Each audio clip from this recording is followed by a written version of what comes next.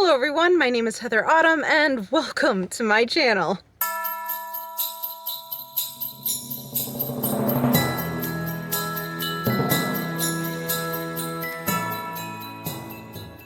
Alright, this is my one and only warning.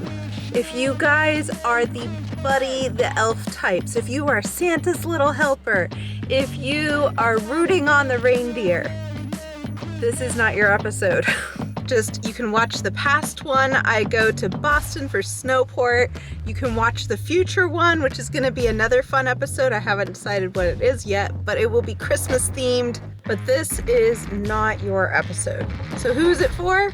Well, if you are the holiday adjacent Jack Skellington, if you're the Grinch, or maybe you're an employer who doesn't support the higher education of his employee to become a dentist, you know who you are. So if you fall into that category, then this episode is either going to be the place where you find your family, or you might start to rethink how you're acting around the holiday season.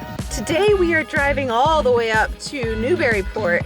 We are going to a Krampus Market. Now if you're like, who the heck is Krampus? Hold on to your eggnog because this is a great story. So I want to say that if you thought that not getting Christmas presents or getting coal for Christmas because you were bad was a bad thing, compared to what Krampus can do to you, it's like child's play.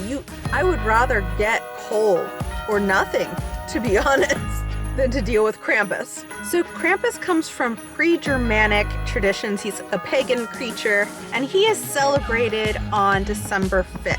Now, he's kind of the opposite, or the foil, the bad guy of St. Nicholas. Kind of think God-devil sort of situation here. You have St. Nicholas. He's jolly. He's got rosy cheeks. He gives toys to good kids, right? Krampus is like the opposite. He's often depicted as almost like a demon creature. He has horns. He's like hairy and overgrown, a little trollish. He has sharp teeth. Now his original name is Krampen, meaning claw. And here's the part where I'm like, oh, okay. So legend has it that if you are a bad child, you're going to have to deal with Krampus coming over and beating you with a switch. And it gets better, he will throw you into a basket where he takes you to the underworld, or wherever he lives, his lair, where he will further torture you and then possibly eat you. It's really a wonder that therapists aren't making millions of dollars, millions of hand over fist by some of these childhood legends. So if you are looking for a little bit darker Christmas theme, this is your episode, and I hope you like it. Plus, the weather is absolutely hideous today. It is cold and rainy, so perfect Krampus weather.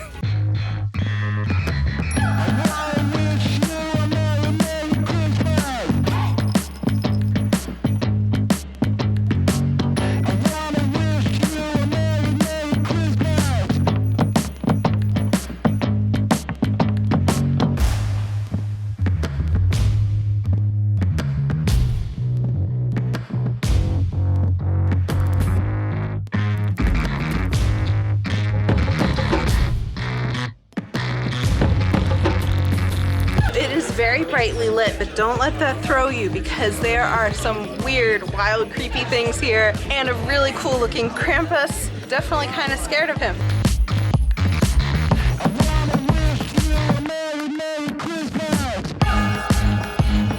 Pretty self-explanatory, relatable.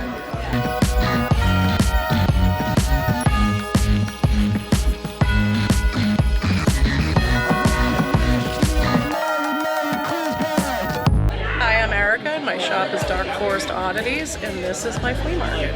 The Krampus Market started a few years ago when I wanted to do a toy drive for St. Vincent's Home, a place where I lived when I was younger. It's located in Fall River, Massachusetts, and I knew a bunch of great vendors and performers. We found a bigger location this year. The raffle goes to Ipswich Humane Group. I volunteer with them, and I'm very close with Animal Control in Ipswich. That's all. roadkill. All the money raised from the raffle will be donated to the Ipswich Humane Group, and all the toys donated will go to St. Vincent's Services.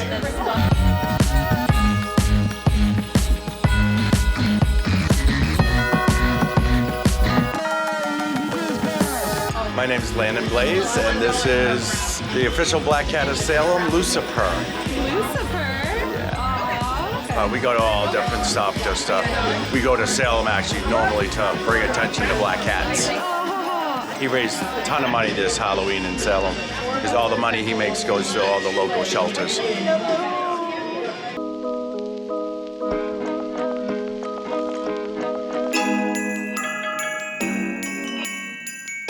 Hi, my name is Alicia. I make specialty cookies. I started this because when my son was born, I wanted him to have something down the line, and I wanted him to know, like, you can do anything, really. That's why I started it, and I call them Toots. That's why it's called Sugar Toots. Do you have a favorite cookie? I do. It's my sweet potato pie cookie. It's got marshmallow meringue, and I roast my sweet potatoes. Thank you.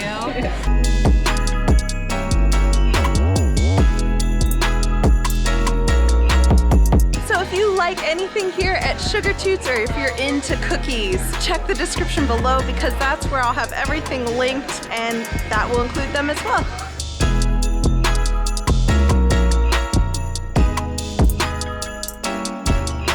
Hi, I'm Owen, and this is Poor Man's Attic. We got into it pretty recently. My partner and I are anthropologists, and we just graduated, and we were both always interested in antique restoration and preservation, generally speaking. And because the world is rapidly changing and museums are competitive to get into, we decided to just kind of take our own route. I finished this one up last night. It's a chaplet, and I decided to frame it alongside a picture of Notre Dame.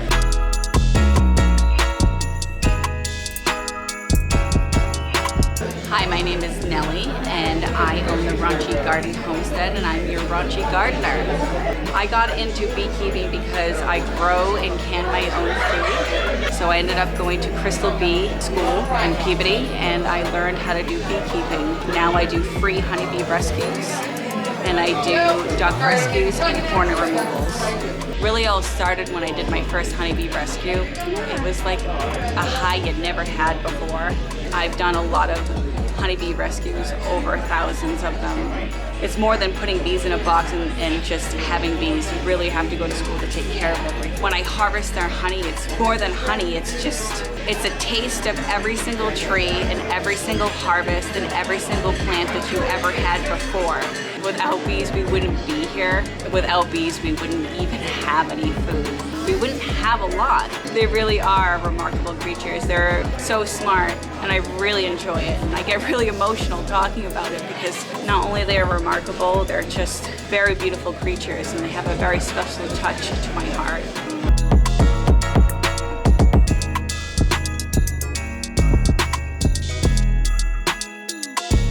My name is Peter Cordice. I was born in Portland, Maine. This was a children's vinyl doll by the name of Behringer brand dolls. This is a vinyl doll, fully articulated, arms and legs move. I do an oven-baked polymer clay sculpt on these. Yes, I do bake babies in the oven. And then everything's hand-painted, and I seal all my pieces with a high-gloss epoxy resin.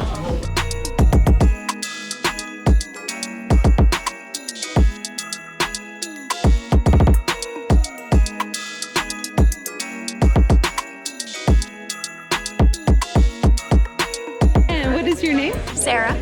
Nice to meet you. And what is your shop's name? The Bone Alchemist. I got into it kind of by accident. I've always been into art, but a friend of mine gave me a taxidermy art item that was not decorated in any way. And I said, if I'm going to put this in my room, I want it to look pretty. So I made a piece out of it, kind of like one of my shadow box frames.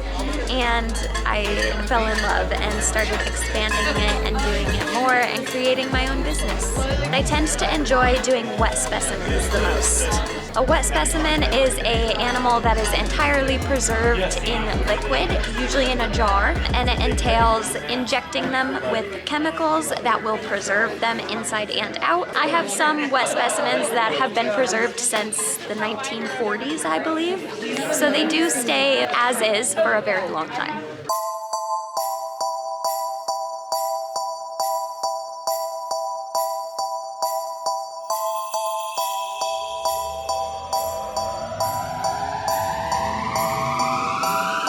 Welcome to Lunapix. We are a on-location, full-service company that comes to you, weddings, funerals, oddities, festivals like this. We've been around for years, 40 years of still photography. We have a variety of backdrops, props, costumes. We do everything with high-end Nikon. We are happy to be contacted for big gigs. Sounds great. Thank you. Thank you.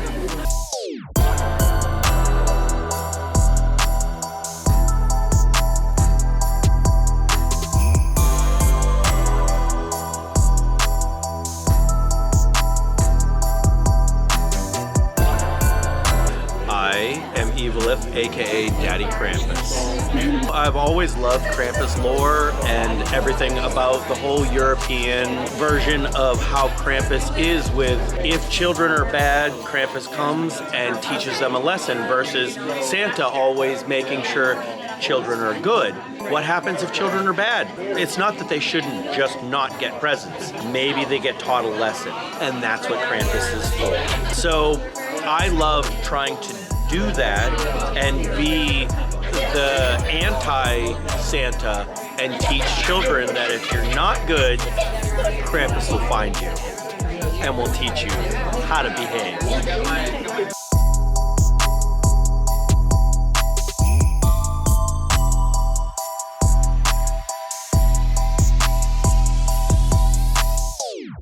Wrapping up here, it was so much fun. I got to meet so many cool people, but I also got a lot of cool things that I want to show you when I get home. So I'm going to jump in the car and head home and pick it up there. Alright, so I know that my camera hates my kitchen at night, so we're gonna try to get through this, and if it's blurry or out of focus, I'm sorry. So I did bring home some stuff. I actually had a few people gift some things to me, which I really appreciated, so I wanted to feature them here. So the person who put this all on is part of Dark Forest Oddities, but you might have recognized them from other oddities conventions that I've done, like Oddfest. But I stopped by their booth and I saw these earrings. They were so cute.